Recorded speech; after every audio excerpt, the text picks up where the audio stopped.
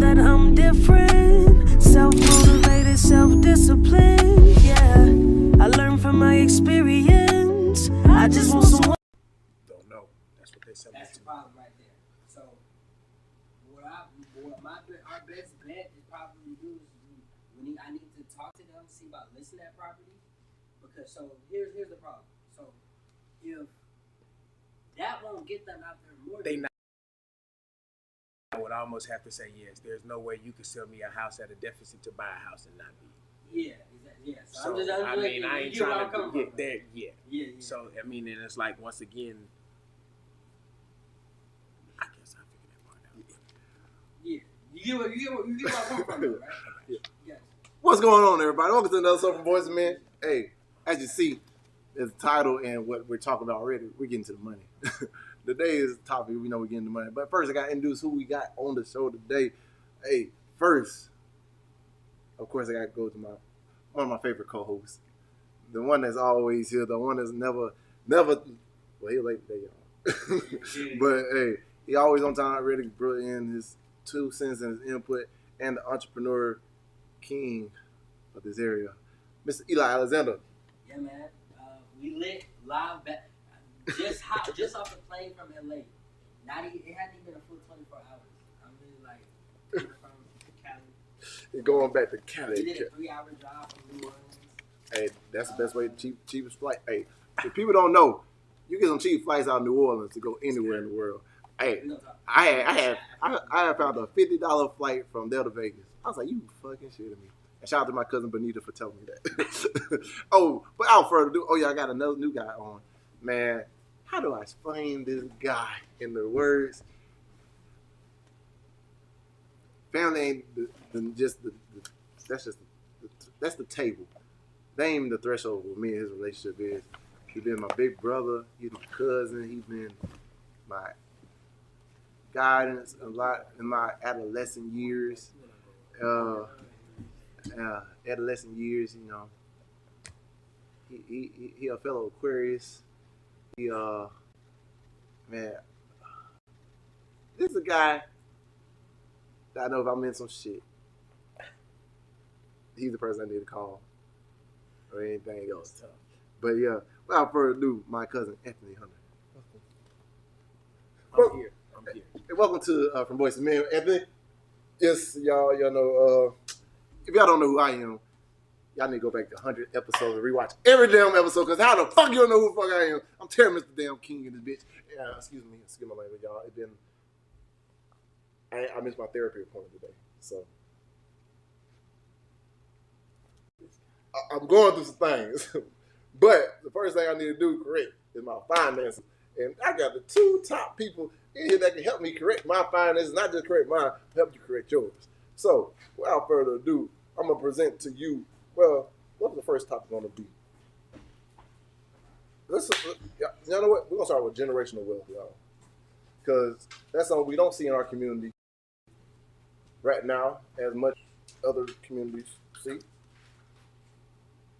And I'm trying to figure out how can we, first as a person, you're individual, then as a community, get to a point where we're thriving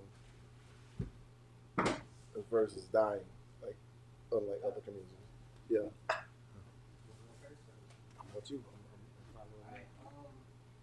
One way, well, it's a couple ways. You know, I'm coming with that 5. You coming straight out to get the 5. Yes, sir. One of the ways, so I've said on the show multiple times, you know, I come from a Muslim background, right? So I grew up around very different cultures, whether it's Arabs, Asians, Indians, Palestinians, people from Libya, you name it. One of the ways that they kind of operate when it comes to building each other up, especially when they come from America, is that they work together. What I mean by working together, I mean by mom, auntie, brother, sister, everybody staying in one house and everybody saving up money for a specific goal. And then, you know, when everybody has a certain amount of money, say that they putting their bread into this nail salon, this barbershop, this or real estate investment, and they moving as a unit up until they building everybody up to where they're able to buy their own comes to us as a people, and specifically like black people, or just, you could any race can really apply this shit. But if you're not working together, it's gonna be very, very hard for you to accomplish anything at all. If you don't have a team, perfect example. So a lot of people recently, a lot of people know me from working with Hoodie Gang. Yeah. We work as a unit. Yeah. So like when they doing the trip, I'm doing the trip. When I'm doing the trip, they doing the trip. We all working together for one same goal. It's the same scenario, but it first starts with working together. Black people gotta learn how to work with each other, and also black parents gotta learn how to work with each other when it comes to understanding. Like, okay, when this child graduates high school, not to kick them out. But when as soon as they turn 18, just expect them to know how to handle life or whatnot. We setting them up for that at 16. Exactly. So you set them up for failure. So because I remember my mom used to tell me, "Hey, get ready." I was like, "Man, I ain't even got a job. How the hell you talking about play sports 24/7?" Exactly. Especially when you are already at a disadvantage because your family is not coming from wealth, no way, form, or fashion. So it makes no sense to kick somebody out. When they struggling, they're already struggling themselves. They don't know how to do nothing. You didn't teach them no skill for those past 18 years. Right. You sent them to school to learn absolutely nothing to prepare them to be a worker bee. To be a worker and to go to college with no skill set. So while they're in college, they have no skill set to make money. They don't know how to sell. They don't know how to cut hair. They don't know how to braid hair. They don't know how to do nothing. So you just expecting this 18-year-old to go out here and you putting them at a disadvantage because you put them on the street where they have absolutely no way to function at all.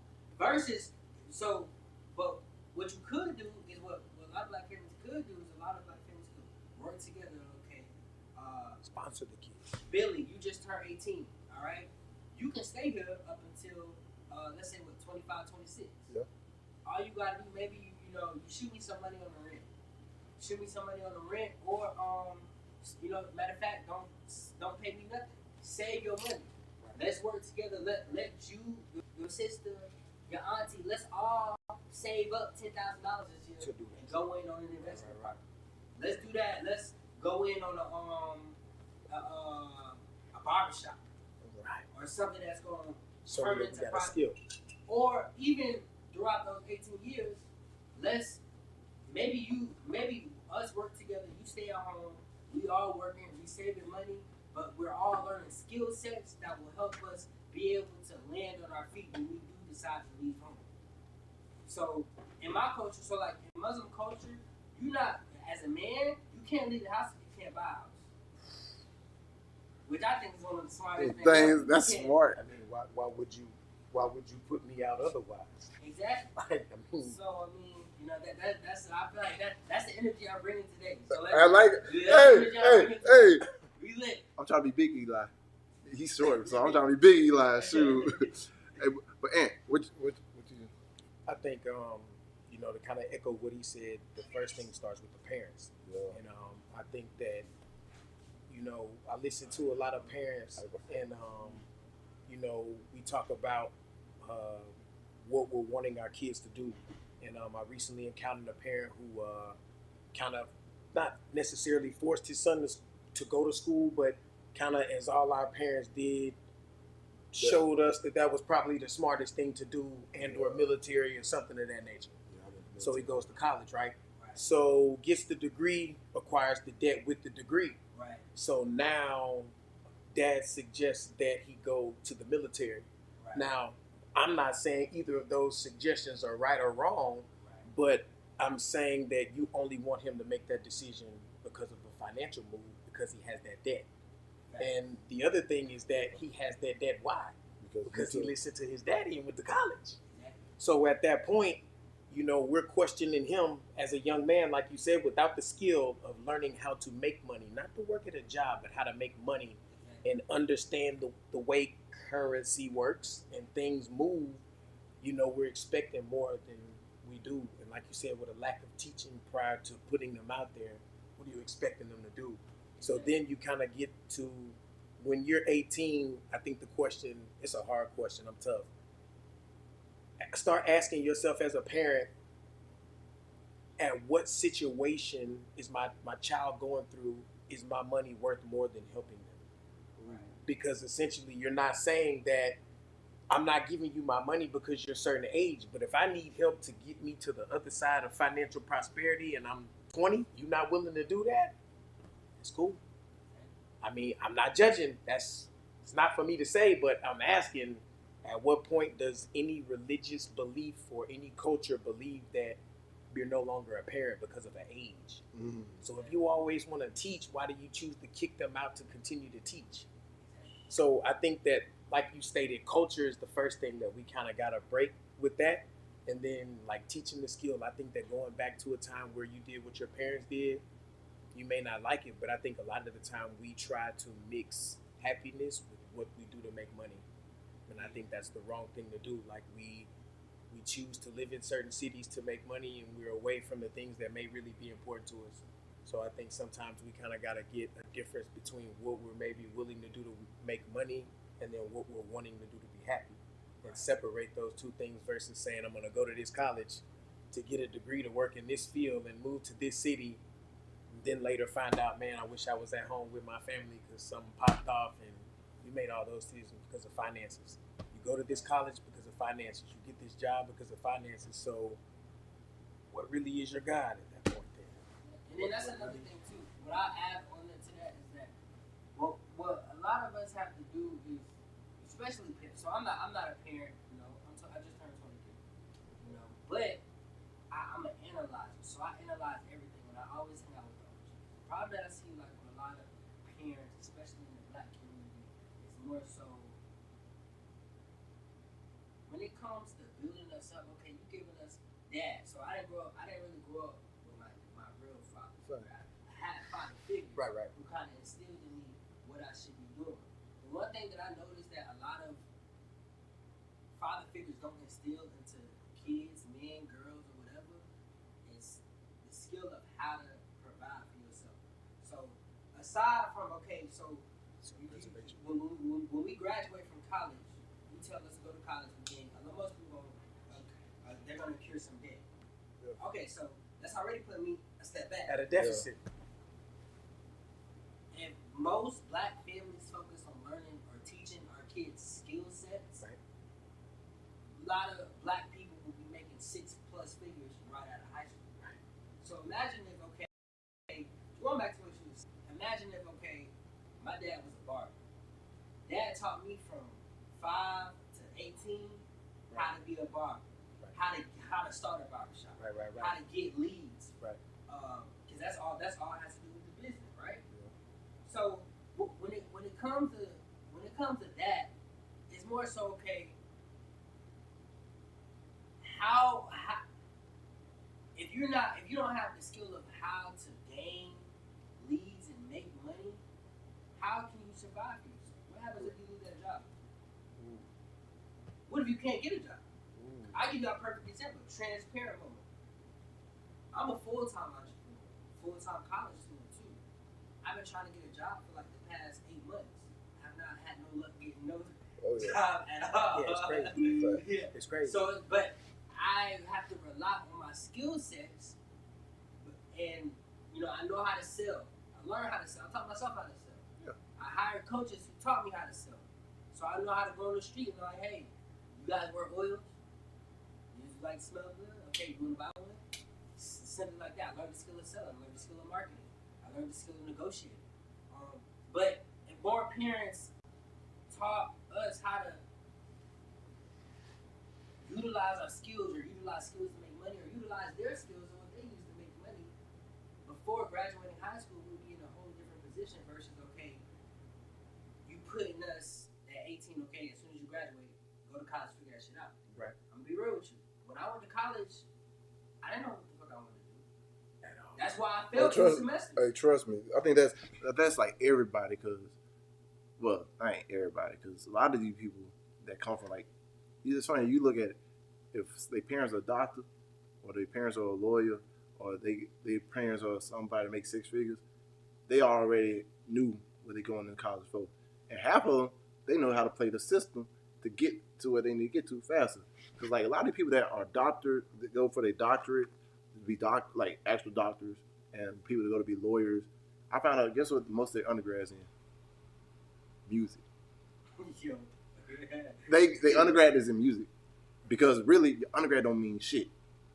You really just, hey, get in, get all these A's, get good grades, take the easiest motherfucking undergrad. After that, boom. But I think that goes back to them knowing the system, like you said, at the point where they're probably financially better off if the careers that you named, doctors, lawyers, and things like that, they financially have it together, and like you said, are probably directing their children in a way.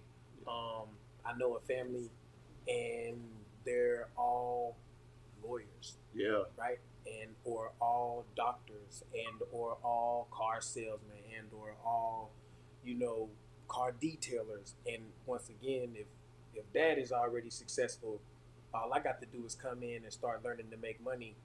Now that's the one part where I think we all have the entrepreneur skill or a skill, Yeah. to use a talent, a gift, whatever you want to call it. I think where we falter in the community a lot is not teaching finance. Maybe because we don't know it. Me and my mom sit down a lot and talk, and we go back and she, say I was dead wrong, and I was like, yeah, I know. I tried to tell you. You didn't want to hear me then, but I'm glad you're listening to me now. You hear me now. And, but I appreciate that though, because now, having a child, I want to make sure I'm putting him in the best situation and not just using the exact same parenting that was used then now. And I don't think it's as relevant. I think that, I don't want to say that. I don't want to say it's not relevant.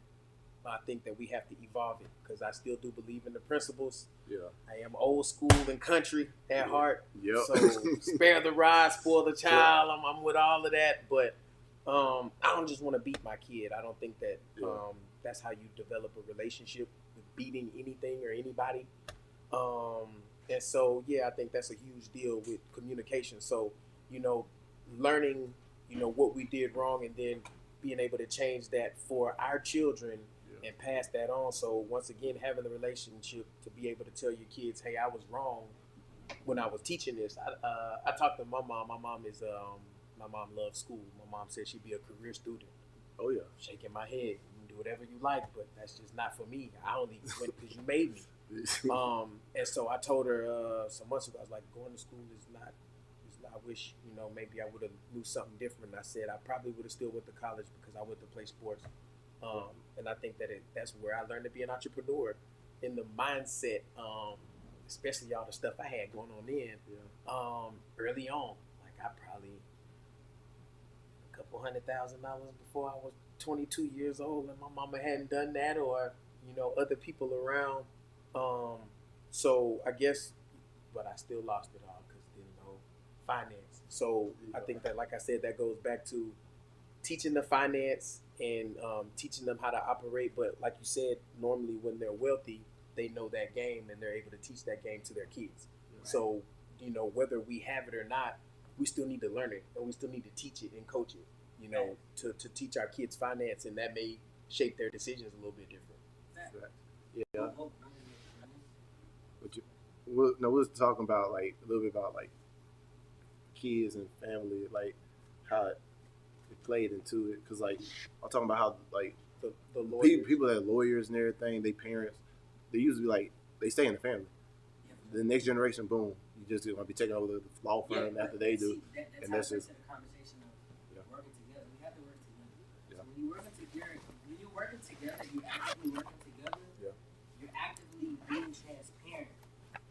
Okay. Because a lot of parents, they like to give you, I say like this. Me and my mama have real conversations.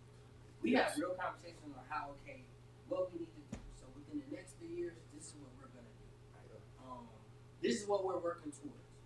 This is what we gotta do. So if more people had that conversation with their parents, life would be easier. But also, parents have to stop looking at kids as if, they're a kid and they just supposed to live the same life that you live. But better. what you tell them. Yeah, but better than what you tell them. But you also have to give them, the opportunity. Give them good game, but don't kind of try to, manage their own time. Ooh, I think that's ultimately what's hard to do too, because the transparency is not there. See, and a lot of parents are just keeping it real. They don't want to admit what they did wrong. They don't want to. So by not being able to do that, we can't have that conversation with you now because you got to admit what you did wrong, and you're not gonna do that. Exactly. And now here's what I will say. Another thing too. So a lot of people don't like to. A lot of parents don't like to admit, okay, when I was 22 or when I was 21, this is what I did. Yeah. This is where I went wrong. Versus just saying, okay, Don't do this. I'm finna go to the club. Nah, you don't need to go to the club. Nah. So I'm like, bro, why? And then when it's why, it's like, okay, because I said so. But if you give that kid that transparency, if you give them that transparency, they're more okay, Dad, I see where you're coming from. Okay, good thinking. Okay, what can I do to avoid that situation? Right. Or maybe you could come to me as a parent. It's like, okay, hey, when I was your age, or when I went to the club, this is what I did. So you going to the club tonight? This is what you should do, or what I think you should do, to not end up in the situation that I was in. Yeah. Versus just saying, okay, because I said so, okay, don't worry about it. Or they don't want to have that real transparent relationship. If we just had that real transparent relationship, our lives would be so much easier. Or in the relationship would be so much easier too. Because it's like, okay, you're not just being a parent, you coming from you being a parent, but you coming from a real place that I can relate to. Now you got some substance behind it. Yeah, some substance behind it. Because substance, like, how I put it, I have grown, like, I've been having full conversation with my son like a grown man since he's been like 3 or 4. And everybody's like, he's 3 or 4. I'll be like, yeah, granddaddy used to do that thing. Yo, like I'm just looking, I was like, people look at me like I'm weird. Like, yo, he can't understand you. I was like, look, I'm talking, he understands the fuck I'm saying. Hey, he playing y'all for the fool. He ain't playing me. Because I'm waiting for, like, once my son, I can tell he can grasp some stuff for real. That would go on to the next level. Now, you can tell me, like, all right, well, I told you. Now, speak it back to me in your words, what you took from it. Because, like, if I don't condition him that now, I can't never know he going to be able to think for himself and come up with his own viewpoint of what I said. Even if I don't like what he came up with. I just got to learn, like, boom, I got to accept it. Now, it's different from, like, I'm asking him to answer a question. And I'm like, hey, you read this thing, and it says the dog is black, and you say the dog is red. No. You ain't doing what you're supposed to do. You ain't paying attention to detail. I can't trust you with some stuff if you ain't paying attention to details and whatever we decide to do. But, man, hey, I wish my mom was as transparent with me as I am with my son.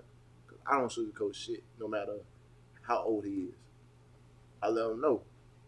Look, you gotta learn these core things in order to just be successful with anything you do in life, no matter what you decide to do.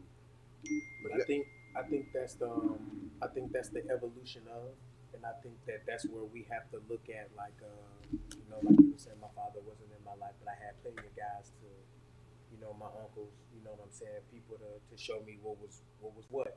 Right. And so I could never use that as an excuse. Right. But I felt that maybe the direction would have been different. You know what I'm saying? Had things maybe been present, and or like he said, my great grandfather used to kind of have some too soon conversations, some real too soon conversations. Yes, sir.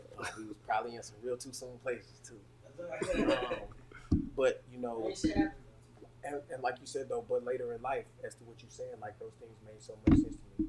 I can remember the famous story. The thing I remember, my great grandfather grabbed me by the shirt. I was probably about 4 years old, and I can't remember who the situation was or who the person was, but it was a couple, and the young lady was going off on the guy and just dragging him. I mean, he just kind of looked dogged out. Grabbed me by the shirt and said, "Don't you ever let no woman run you, boy. Don't you ever let no woman." And so I mean, eyes wide. The hell is he grabbing me for? You know, I have, Come you know. look. But later I understood that, and it is not that, you know, it's about women running you or you not making cohesive decisions together. It's not about, you can do that. But I think I understood, you know, what he meant about maybe order and how things have to start with you before you can decide to, you know. So those type of things, like you said, sharing with your kids, you know, later on they digest those things and they're able to think about them and then maybe comprehend them and take them. And I think it was the benefit having a younger mother. I watched her grow up. Yeah. I watched my mom grow up, and I was cognitive to see that. So don't you lie. I remember that. I remember when you went to jail that time. Don't try to play me. Yeah. I remember that. And I mean, those were the things that, like, you know, she was transparent. She just, because I remember. Right. And like you said, that was the way. She didn't stop me either. I think I think a lot of what you were saying is have a plan for your child. Yeah. Right. Have a direction, and that goes for anything. Anybody that you want to have a relationship, what's your plan for that relationship? Where do you want to see it go? Where do you want to see it grow? So I think that, you know, with that being said, have a plan for your child at this. I want them to know this age and continue to move on. You know, teach them finance early on, teach them the value of money. I try to teach the value of time and not money. Because you're ultimately trading your time for money. So if you're looking at what is the greatest asset, it appears to be time to me. That's big right there. So I think with that being said, we budget that more than we do money because money is makeable, but time is not. So if those are the type of things that we're kind of starting there with, then I want to guide him, you know, in the life that he should live. He's not for me to kind of tell him what to do. I just don't want to do that. But I want to, you know, put him in position and teach him to make the best decisions. So when he out there in them wild scenarios that I probably shouldn't have been in, I'm still sitting here with you now. So I want him to be able to navigate through those. That's another thing I feel is missing though. It's like, okay, a lot of parents, you know, you see your child to go to school from what, pre-K to 12. Yep. You know, a lot of people don't want to see you to go to college and shit like that, which is cool. But outside of that, are y'all having life school? Are y'all having life lessons? Like, okay, if I get so you know, I'm learning arithmetic, I'm learning algebra, I'm learning science, I'm learning biology. But at home, you know, if somebody punch me in my face, oh yeah, what do I do? There's no need, because at that point, I'm not trying to be funny. This is crazy, but how can you have that conversation like what you saying? Because if you do that at a job, what's gonna happen? You're gonna get fired. Exactly. So like you said, if somebody punch you in your face as a kid, you gotta stop, because we teach you you're gonna get suspended if you fight. Exactly. So you see what I'm saying? It's almost like because you putting them on that path, that's what it's gonna be regardless. What you almost not having the discussions you having is figure out what you gonna do when you get up out of here. And I almost got you wishing you want to get up out of here. So where you making bad decisions to get up out of here. Matter of fact, that's what happened with me. I remember because my mama told me, because I was going to school. I didn't want to go to school in the first place. I wanted to join the Marines. Literally was this close. Mama signed the papers because I was 17. Yep. I told him he was ignorant. Hey, no, but this is the thing about it. Look, so you. I almost, I was about to be a Marine. Yeah. But my mom made me go to college. She's like, look, you like, your grandma said go to college one time. Like, I ain't gonna lie, my GPA was bad. I was 1 point away on my AC2 score to go to USA, where my cousin and my sister and everybody was going at the time too. And my best friend at the time, he was about to go there, so we had all things planned out. So I was like, man, fuck this. I don't really want to go to school in the first place. Cause I'm like this. I'm the person that I was like, all right, I'm going to school, but what for? Like, honestly, I didn't know what I thought I was going to go to school for. And think about it, I went to West Florida. It's a tech school. It's like a trade school. And literally, he laughed because I'm telling the damn truth. Listen, I'm telling this definition though, like seriously, and because we used to have these conversations though, like I was telling him the other day, his mom used to call me, you need to talk to him. And I was like, shit. Yeah. And then, you know, it's hard to have that conversation because he's seeing what I'm doing. I'm out here wilding. So I can't. What do you want me to do? I'm just kind of a little more polished at this point. Right. And like you said, it was all about the appearance. Like, I went to college. Yeah. But I did other things there also. Yes. So, you know, it's kind of, it's kind of hard. But I really think he was misunderstood. I think that, like, he had his own vision of what he wanted, and because parents, and I'm not saying his parents, but I'm saying that, you know, like we direct to go to school, and like you said, that's what everybody else was doing. So That's I had to what do I that. told him to do, whether right or wrong. Now that I stand here indifferent, saying maybe that's not the best choice, but I was the one who was, man, you might as well. And then I'm thinking like, his mama trying to force him to go here so I can watch him. Yeah. But I don't think this the best thing. Yeah. I don't think this gonna be good. Look, I'm not gonna lie. If I ended up going to USA, because after I came out of the military, because I still went to the military, but at first, yeah, I was lit afterwards. Exactly, I was lit afterwards. Hey, Eli, if you understood, You me right now, shit. no, hey, look. You no offense, y'all at the bottom level where I was at. no, y'all doing your thing, but look, that was like y'all at the entrance of the door. Y'all ain't got to the good part yet. You ain't got to the good part yet. But look, I'm telling you right now. Not me. I was modest, very modest. But no, look, I kid you not. Like I said, I went to tech school. I took up engineering. So I was like, oh yeah, I make a lot of money with this. Boom. So I was like, all right, let me go ahead. PSC. Look, finally, the first thing I got was my financial aid check.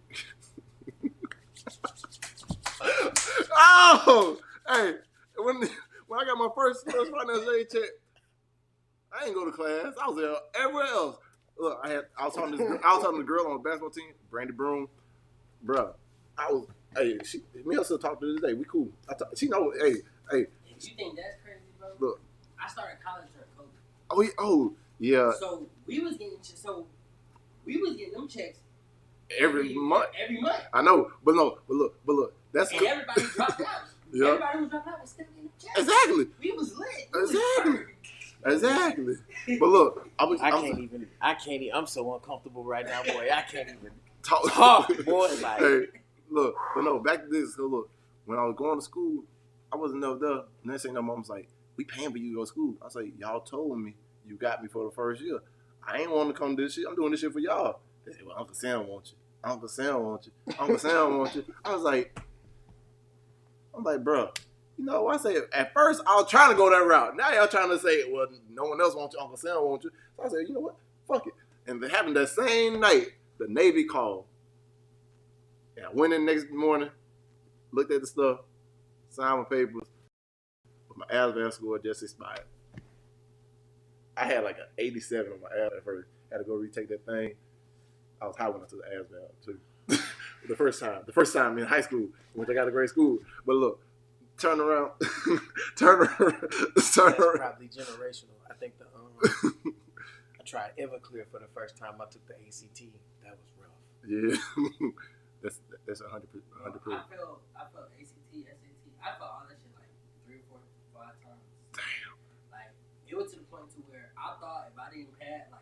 Yeah. So, I was having trouble with the reading shit. Oh, trust me, also, that shit everybody gets. That's everybody's problem. That's everybody's problem. But it wasn't because I didn't take the class. You know, I was coming from Orlando. Oh yeah. So the rules from Orlando different from right here. Yeah. So it was like, you gotta take reading. If you don't pass this shit, you ain't not Then you graduating. gotta go. Yeah. Oh yeah. Cause look, funny thing about look. So now the heat is on. I'm a bum. Oh no, look, cause look, we still had FCAT. We still had FCAT back then too. So look, the only reason how I graduated is because my ACT score on my reading was high enough to count for. Yeah, it was high Boy, enough they to had count. some stipulations. But they had little loopholes and everything. Because they had some loopholes for look, you, boy. This how I knew I was done with school. Because that senior year, they was like, before I got the senior year, they was like, oh, all right, the LCAT science don't count. We just added this test. So I was like, oh, it don't count. I don't mean shit. All right, Christmas tree. Next year's like, well, since you failed it, you got to require to take another. I was like, you motherfuckers just lied to me. But back to the college story. Because look, didn't want to go there. I was like, Marine, boom. End up still going to the Navy. But then when I went to the Navy, now I went in with a whole different mindset. Because, like, I was about to be a Marine. I was like, few and proud, you know, what you do. Going to the Navy, came back out. I was like, I'm glad I went to the Navy. Because that's where I first met. Because look, I was in California. That's when I started doing that network marketing shit. And that changed my whole mindset. When I try to say it changed my whole mindset. It did. Listen, I was about to fight, bro, too. Like I was really about to fight, bro. Cause like he Oh no! did- No, I'm gonna tell you the first thing he told me when I started doing this stuff. He told no, look. I'm gonna tell you. I remember this conversation verbatim. He's like, "Hey man, this is like a quick get rich quick scheme. You get your money, and you get out. This is all you." you know what I'm saying? Yeah. 'Cause I recognize that. Like you said, I've been an entrepreneur since forever. Like I've been selling CDs since I was 9. I was burning. Mixtape. I was doing stuff. Yeah. So, like you said, just the mindset though. So That's me right now. when I saw that, you know, I knew exactly what it was. But I was happy that he saw, you know what I mean? He saw greater, and what he was wanting was great. So the motivation at the, you know what I'm saying, the reason behind it. So his work ethic was crazy though. He was working, but I was like, he don't fucking get it. He don't fucking get it. And he, you know what I mean? It was like you said, none of us did. Like if I would have got it, I would have done something different with the damn money. Dumb ass didn't get it. So knowing I failed too, I was like, I hope he get it. And I did him the same way. I ain't never tell him nothing. He looked at me like, you gonna tell me what to do? Hell nah. I'm gonna let you fuck it up for yourself. Hey, You ain't but gonna hey, tell me later. but guess what? But guess what I did? I didn't fuck it up. I didn't fuck it up. Eli, they had a car program and everything. Had the Beamer. Hey, once I got the BMW, hey, I was like, shit. Maybe. I was like, oh, nigga, I did it. I was like, hey, y'all said don't do it. I went there and did it. Yep. That changed my whole mindset about every way I look at business now. Right. I was like, look, even though they may see this, I can see something else. Like you said, like it's about how you look at the situation. I was like, all right, I could look at it like this. These motherfuckers making it work. They fat and ugly and making this shit work. Fat, short, ugly, and like, bro. I'm like, if these motherfuckers coming in like this, why the fuck can't I? And I said, all right. I actually gave it 3 weeks because I was gonna see. Because I also listened. You was in Hawaii the whole time? No, first it was San Diego. First, I was in San Diego. Then I went to Hawaii. Started building some stuff out there in Hawaii. I was so big on building a team and stuff. But look, I kid you not, I went out there. The first week, I got my first check. Eli, I just worked at Kids Foot Locker. I worked at Underground, worked at shoe stores. Used to like a $300 check. My first check was like $2,000 to $3,000, and this was literally in 2-3 days. When I saw that shit, I was like, "Oh, I'm doing inviting people to listen to shit and decide they want to drink a damn healthy energy drink." I was like, "It can't be no like." And look, even now, even doing research, I still been looking at some network marketing companies recently. Like the network marketing business alone is a couple $1 billion industry. It's like I had to learn how to make it work for me. Just because it didn't work for somebody else, I was like, man, it don't mean it can't work for me. Now, if it didn't, I'm like, all right, if I put in all my effort and actually tried. So when I seen it work a little bit, that was it. That was a wrap. I was like, hey, I got to get it. And then on top of it, it taught me personal development. Hey, it taught me personal development. Actually reading. I got around people that all they said, bro, they ain't asked me what movie I'm going to go see. They said, what book are you reading? I said, huh? They like, bro, if you want to be a leader, you got to be a reader. I hated reading. This is the reason I didn't want to go to fucking school. I was like, I learned to love it though. Like, that's why I'm so hard on my son with reading. People don't understand. He was like, you understand the value of it now. Yeah, I understand way more of the value because like, if I was reading how I was back then, I would understand way more, and especially reading stuff I was interested in and stuff that was going to challenge me to change how I view things. And when I got back here, there was one class that helped me grow my whole perspective of everything 10 times more. It was English Composition 2. When I say English Composition 2, it's like changed my whole thing. It changed everything. Literally, dude, we ain't have to take no tests. We read books and watched movies. He wanted you to learn. He's like, if you read it and you watched the movie and ask questions, you can answer about the questions I'm asking. You ain't got to take a test. If you can't answer, that means you ain't do the work. You're going to have to read. You got to take a test. And when we talked about the fucking Matrix, the first movie, and literally asked a question. I remember my answer, and then somebody came with a completely different answer. I was like, huh? No, that can't be right. He's like, yes, it is. That's what they do. There's so many different ways to look at their thing because someone else can pull something out of Vantage point. Exactly. It's like Right. so many different viewpoints from where you're at in life. Right. So I was like, damn, that just helped grow my paradigm so much more. I was like, man, I may be seeing this, but they seeing this. Right. So now it's just like, instead of just, it's like, hey, you're looking at it wrong. I was like, all right, let me see what you're looking at. How do you looking at this situation? And they give me a different added viewpoint and added perspective. So now I'm like, I got a fuller viewpoint on how other people may view this as well too. I think, like you said, that just goes back to the transparency in the beginning. Like, you gotta be transparent with your kids and let them know. I feel I was talking to my mom and I was kind of handling my son, and I was like, what if you raised your child and you came back as your grandchild? Ooh. How would that affect how you raise your child? Because that would be the parent that you had. Ooh. So now, would you want to beat that child knowing that those beatings would probably be passed back down to you? And so some of the time we got to really look at that and say, why do you want them to suffer like you did? Just because my mama did it? Oh, like, yeah. Nah, I'm not. And I think that was my issue with family members. Like, you weren't my mama, you weren't going to beat me. Yeah. I stopped taking ass whoopings A long time ago. Look. And that's just what it was going to be with me. And I just wasn't comfortable with that. Like, you can't emotionally pick and choose because I outsmarted you that you going to whoop my ass today. Nah. Oh yeah. That's how they. And this would trip me out about that, because I don't even put my hands on my child. I may talk to them a certain way. Right. I make maybe do wall sits, push ups, everything else too. But compared to the stuff that y'all did to me, it's a whole 110, like 1,000 times lighter than what y'all was doing. I was like, back then it was child abuse. There ain't no else. There ain't no other way to look at it. Y'all want to deny it? Y'all child abuse. Straight up.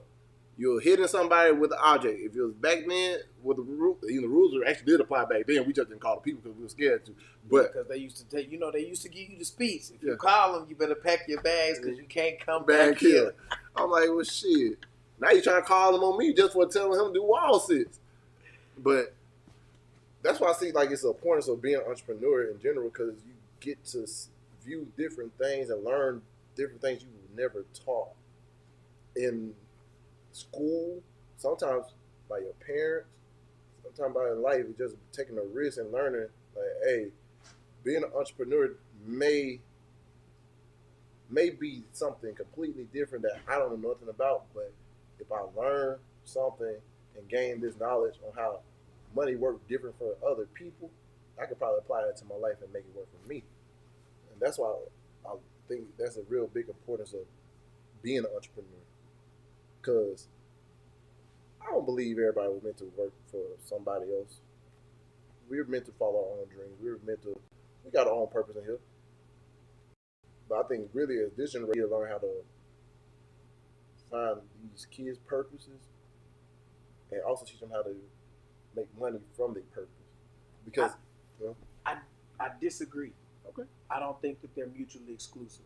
Okay. I think that sometimes your talent can bring you finance, but I think that, like, if you're smart enough, or not even if you're smart enough, finding the things that can make you money, becoming part of the things for the greater good. You may have a family member that does real estate. Yeah. Me and my mom used to clean houses. We used to have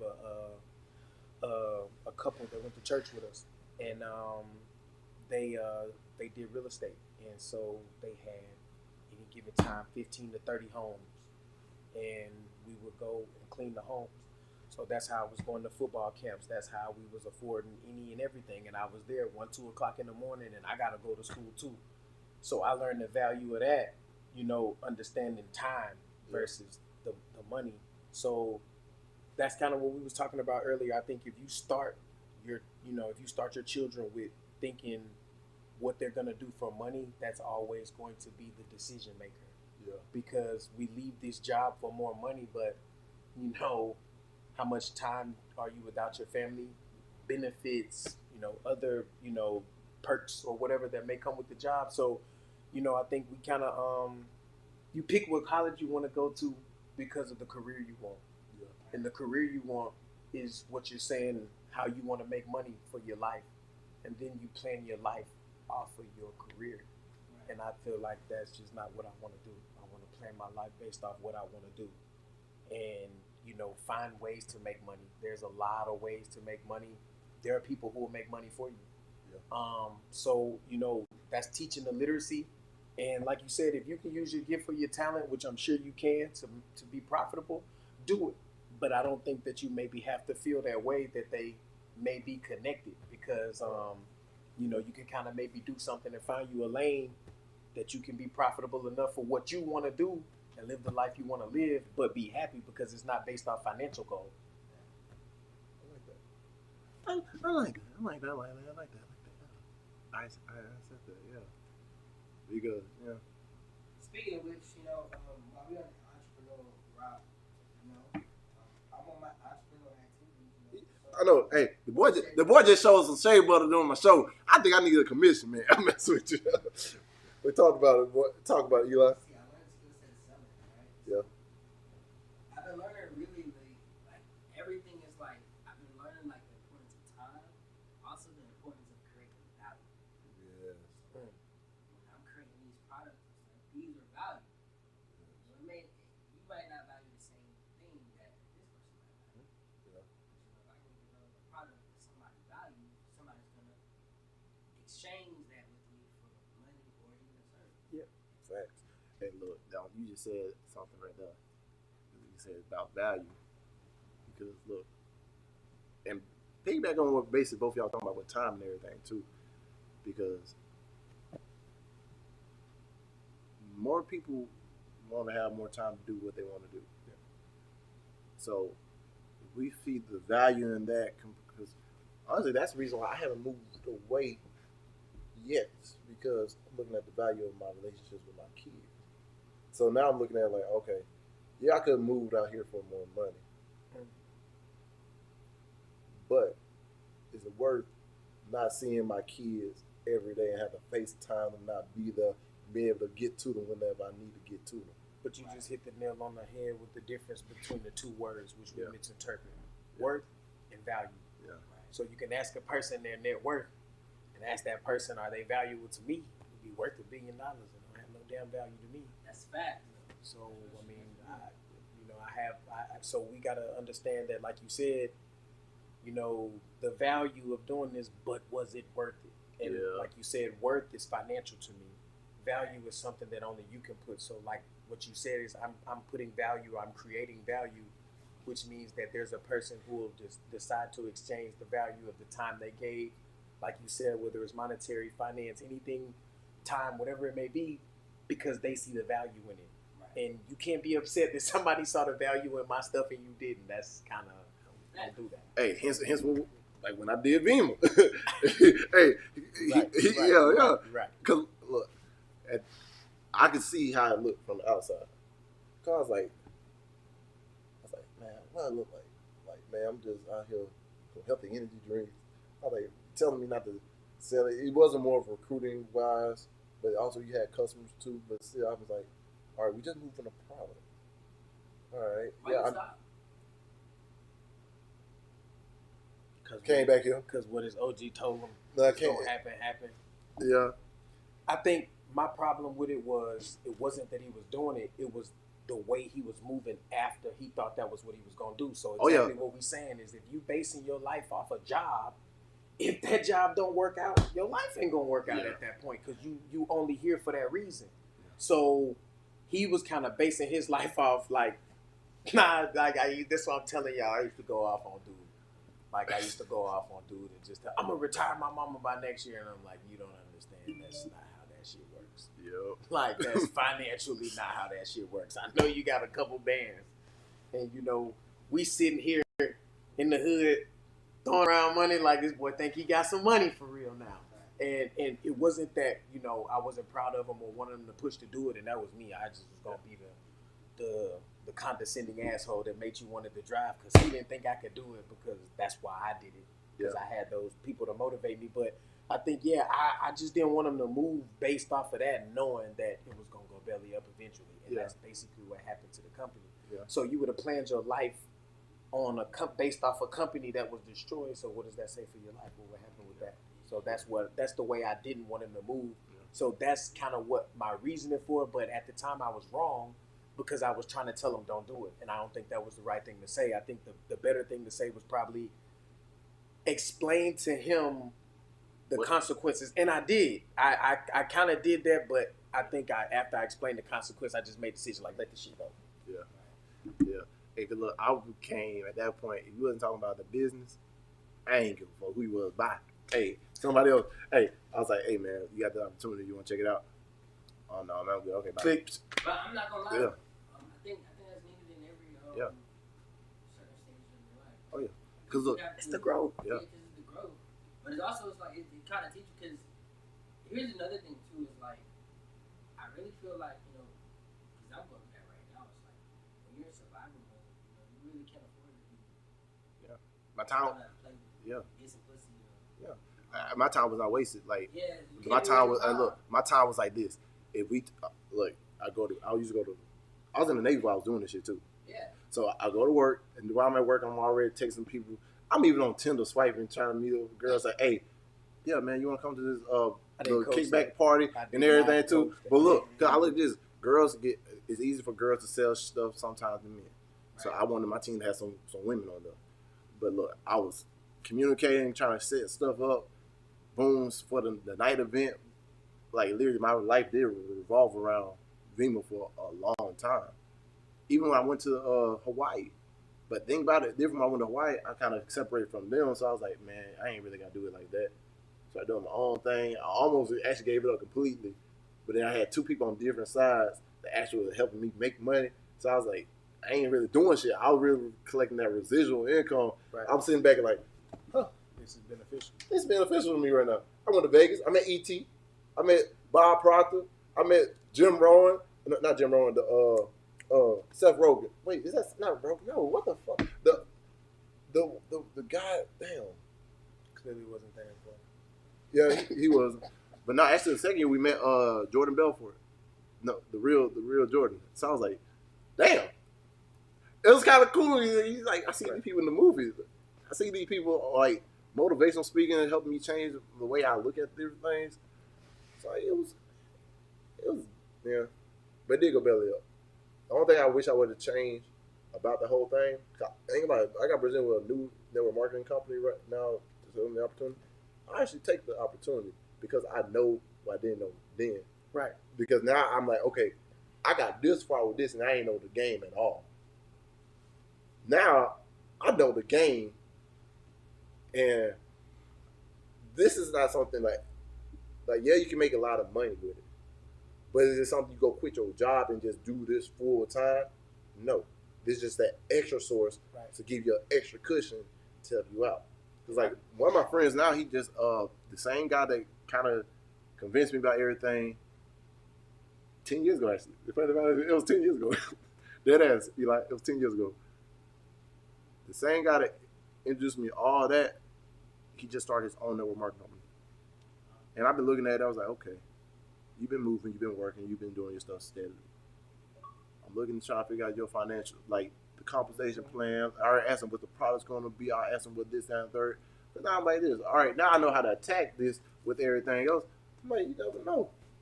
If I decide to go that route again, I can help not just me win, because that's what the problem was in the first place. I was just mainly focused on me. You should be. But I figured out something too. In that type of business, if you have the other person, you're going to win regardless.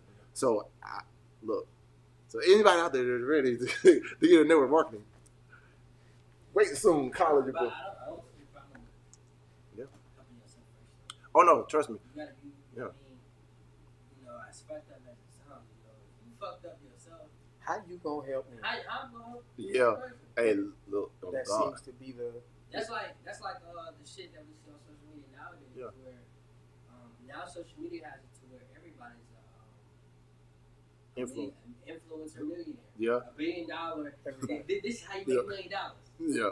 Hey, Like, bro, I'm like, bitch, who are you? It's not I'm even- there's no transparency. yeah. But to me though, like my whole issue is, why do I care about making $1 million? You find the value in making $1 million for me. Like I don't make $1 million right now, but I'm happy. So Yeah. what do you tell me? Yeah. So I think even with the money, like with entrepreneurship, I think entrepreneurship is great. But then what I started to find is that having your hand in so much stuff is tiring when you enjoy it. So there's a marginal return, and you decide with your time, how much of it are you willing to give up, for doing what you want to do. So, I don't want the career that makes me $10 million a year and I only get to see my family a month out of that year. I'm okay with that.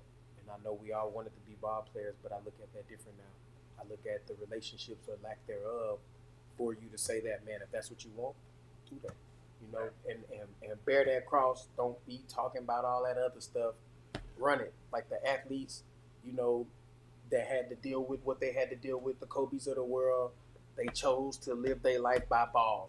So I'm sure he was not necessarily comfortable, but a lot of people, professional athletes, have to be comfortable with a lifestyle and the people around them because of what happens with that lifestyle. So hindsight, I'm like, nah, I guess I didn't really want that. Like I guess I didn't really want to be in position to just not do things like you said, just moving away, not being accessible. Like I'm out the way, but I'm close enough. I was able to get here in an hour. Yeah. So I think it's value in being close enough. Yeah. But I be hiding. I stay out the way. So Oh yeah, trust me. I like doing that too. Now I'm a firm believer in staying. Hey, like I said, when I came back from school, when I started going into my other part,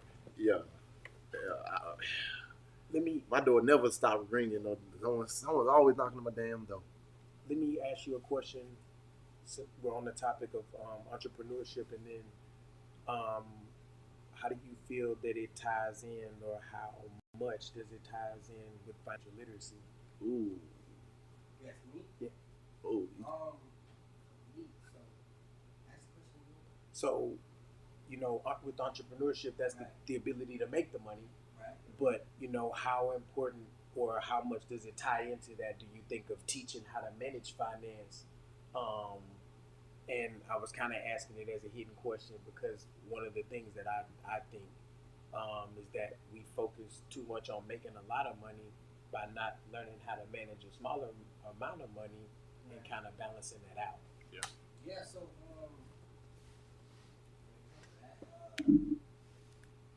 more so about structure.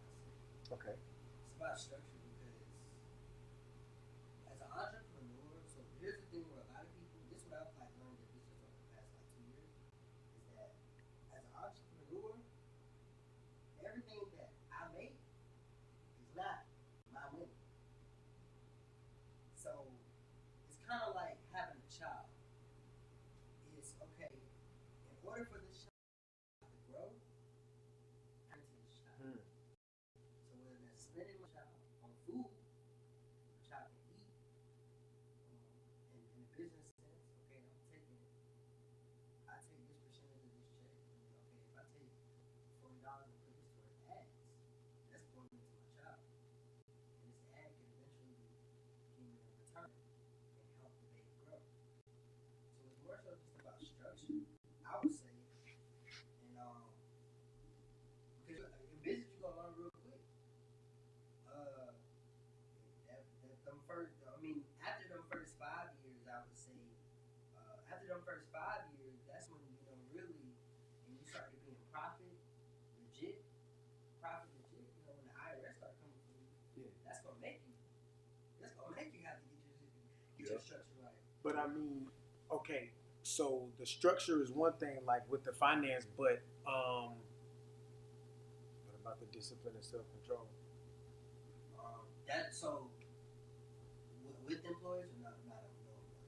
Nah, with you personally. So as in, okay. let's say what we're talking about is if you're if we're looking at these on a weighted scale, Right. which one do you think maybe is either more important, or how would you put the percentage of how, like, if you could only teach your kid one, which one would maybe be the more important one? The entrepreneurship of how to make money, or teaching them how to manage money, and or learn how to, learn financial literacy versus learning how to make more money? Which one would you kind of maybe focus on?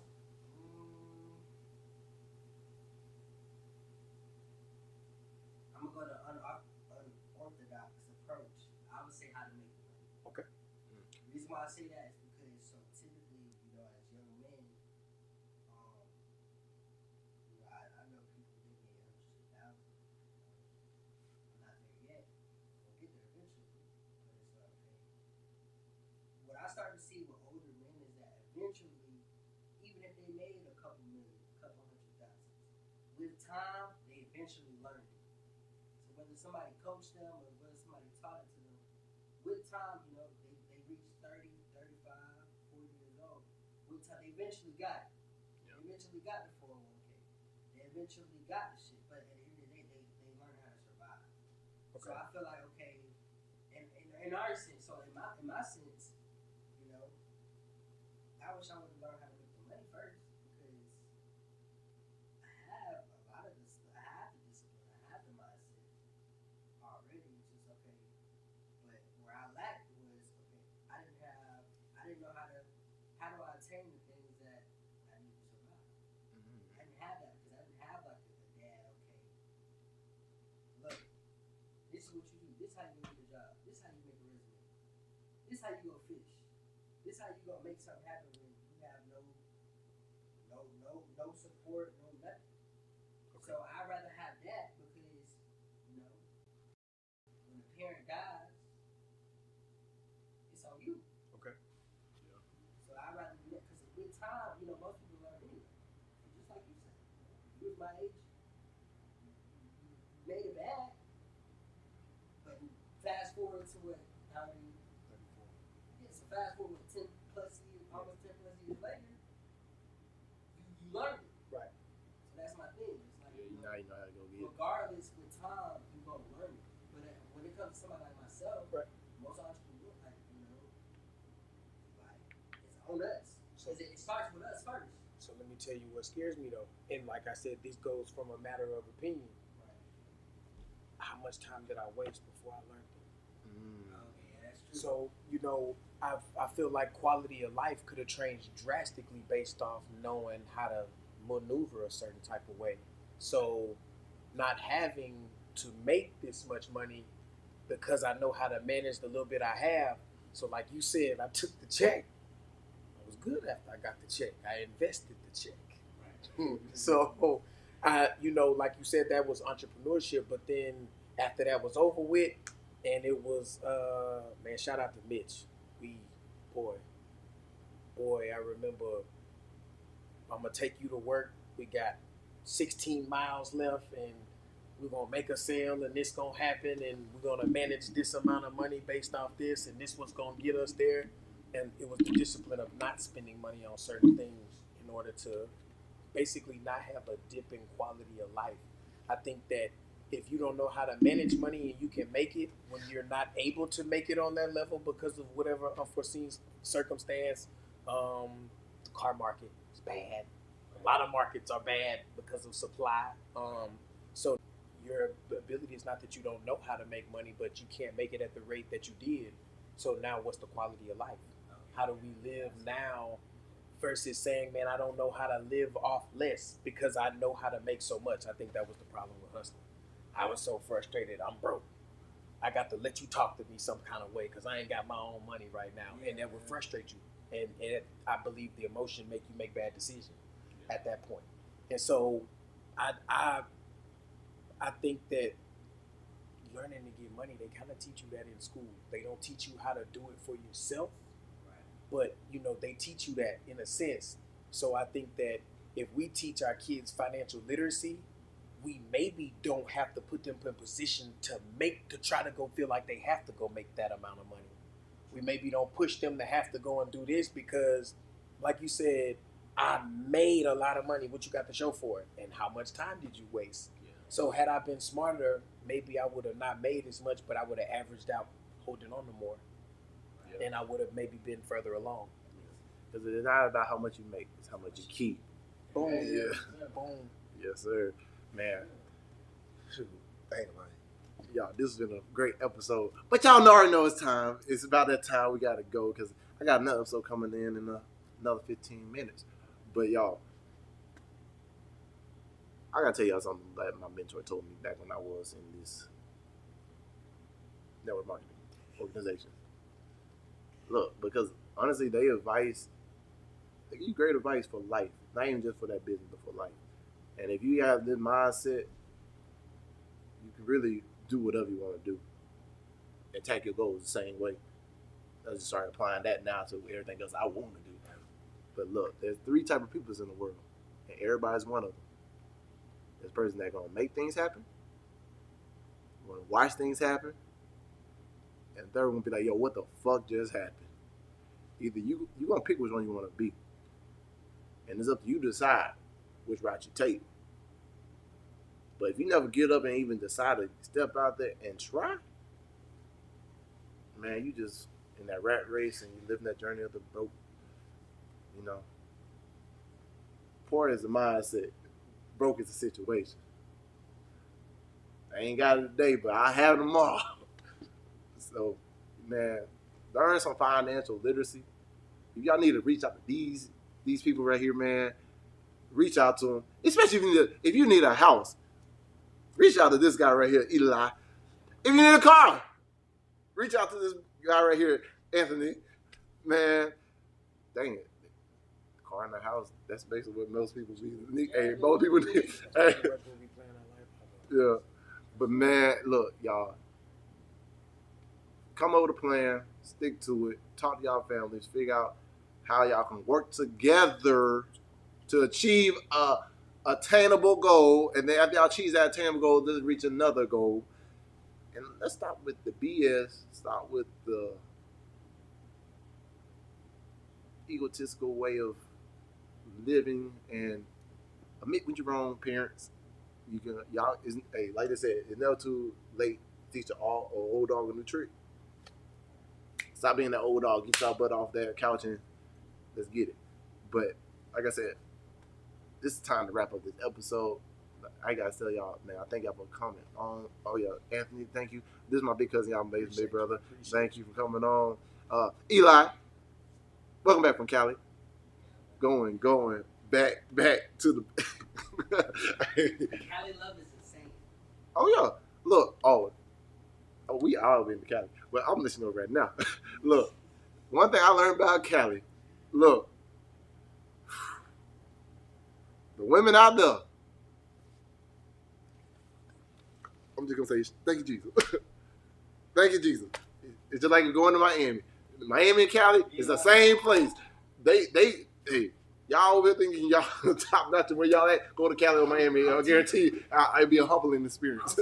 Miami and Cali. Oh, you 2 for 2. Hey, shut it. First trips. Hey, Both first trips. hey, I'm gonna let you know. Hey, me and Miami and Cali go by good relationships. But I don't kiss him. Yeah, he don't kiss him. I'm retired. Yo. I am retired as well. Be like that. Hey, but if the blonde hair Super Saiyan version of me having to came back, Miami, I'm coming back with a vengeance. Ooh, I ain't gonna lie, I hit some famous shit in both spots. I ain't talking about no regular famous shit. I'm in some famous shit, but I ain't gonna talk about that. That's a whole nother episode. But y'all, thank y'all, love y'all. Like I say before I always leave, dream big dreams, 'cause small dreams have a little magic. And how big would you dream if you know you couldn't fail? And last but not least, like I always say, y'all do y'all best and let God take care of the rest. So peace, love, happiness. Yo, we out. I know that I'm different, self-motivated, self-disciplined, yeah. I learned from my experience. I just want someone to take me serious. Real questions that I